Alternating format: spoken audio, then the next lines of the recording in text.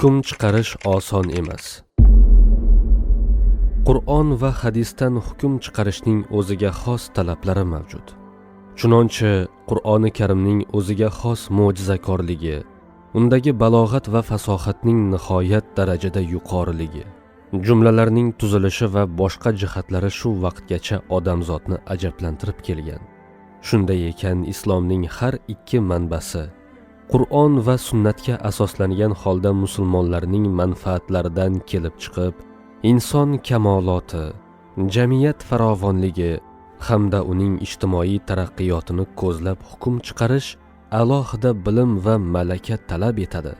Mo'tabar manbalarda qayd etilishicha, arab tili, Qur'on va hadis ilmlari, fiqh va islom tarixini juda chuqur va mukammal biladigan va yana boshqa zarur sifatlarga ega bo'lgan shaxslargina hukm chiqarish huquqiga ega.